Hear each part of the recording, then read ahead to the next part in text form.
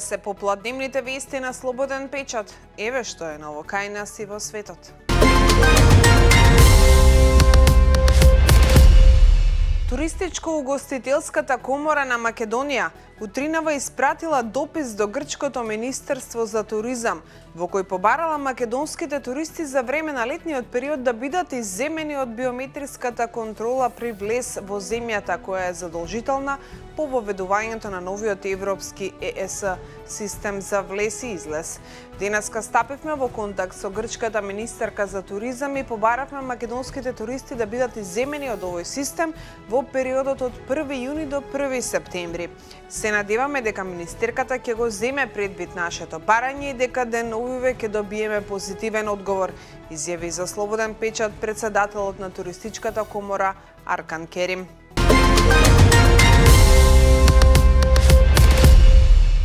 Со 67 гласа за, 13 против и ниту еден воздржан, собранието на денешната седница ја утврди потребата од донесување по скратена постапка на предлог законот за изменување на законот за владата, со што законското решение ја помина првата фаза од собраниската процедура. Со ова се создаваат услови за укинување на така наречената преодна, односно техничка влада.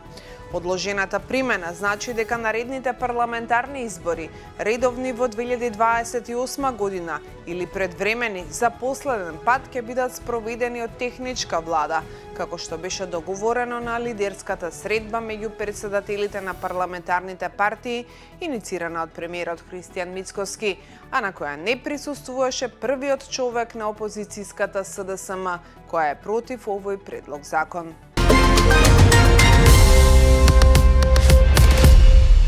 Градоначалник заборавил да назначи секретар на општината спротивно на законот за административни службеници, поради што заработи казна од управниот инспекторат, произлегува од еден од предметите што беа реферирани на денешната седница на Државната комисија за спречување корупција.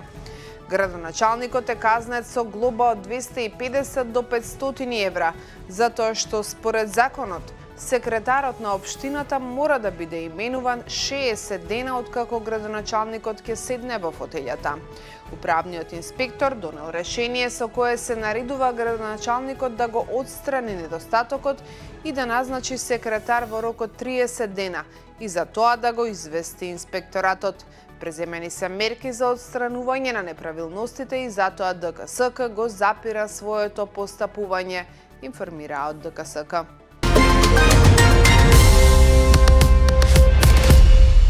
Само една девојка преживеана во Кочанската трагедија сведочеше на денешното рочиште во судницата во Идризово, а останатите сведоци не можеле да се обезбедат ниту со полиција. Студентката од Штип, слично како и претходните преживеани сведоци, кажуваше како се случила трагедијата.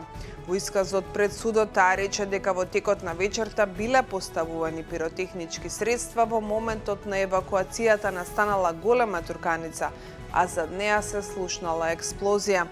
На прашањето на судот дали кога била малолетна и одела во Пулс и барала лична карта на влезот, рече да, и дека во минатото не била сведок на полициски рации, додека таа присуствувала во дискотеката. Покрај пратениците, условот за едно државјанство да важи и за сите избрани и именувани функционери предлагаат од Либерално-демократската партија. Едно правило да важи за сите. Доста е од дволичности и двојни стандарди. Критериумите и законите треба да важат за сите веднаш и без одлагање. Двојно државјанство не треба да имаат пратеници, министри, директори, јавни обвинители и судии, и тоа да важи за сегашните, ама да важи и за идните, и тоа без одлагање, изјави членот на извршниот одбор на ЛДП Александар Цветковски.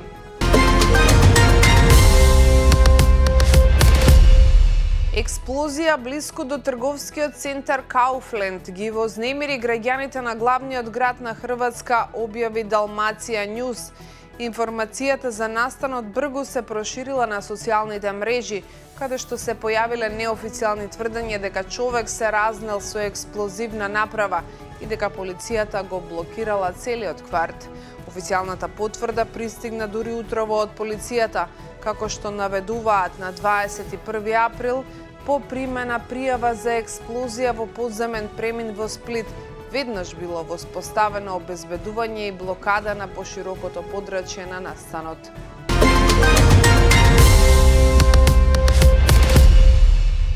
Украина побара од Турција да биде домаќин на средба меѓу председателот Володомир Зеленски и рускиот председател Владимир Путин.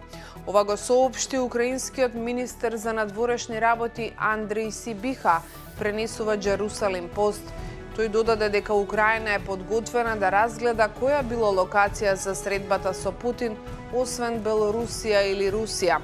Зеленски долго време бара средба со рускиот председател за да се обиде да го забрза решавањето на војната, што трае повеќе од 4 години. Поради високите цени на керозинот и укинувањето на регионалната подружница Cityline, германската авиокомпанија Lufthansa значително го редуцира својот летен распоред. До октомври ќе бидат откажани вкупно 20.000 летови на кратки релации, а мерката ќе влијае на голем број европски дестинации. Од компанијата соопштија дека ова ќе резултира со заштеда од околу 40.000 тони керозин, чија цена според Lufthansa се удвоила од почетокот на војната со Иран. Непосредно пред клучните разговори за нов заем за Украина, Киев објави дека нафтоводот Дружба, кој пренесува нафта од Русија до Европската Унија, е целосно поправен, пренесува Киев Пост. Председателот Володомир Зеленски преку Телеграм потврди дека нафтоводот може повторно да биде ставен во функција, нагласувајќи дека Киев сега го очекува ослободувањето на ветените, но замрзнати средства од ЕУ. Транзитот на нафта кон Словачка и Унгарија беше прекинат кон крајот на јануари, откако според украински извори руски дрон оштетил делови од нафтоводот во Броди, западна Украина. Ова беше се во денешното издание на попладневните вести на Слободен печат. Останете со информациите кои што секогаш ги добивате од нашиот портал. Се што е ново кај нас и во светот дознавате во вестите. Пријатно.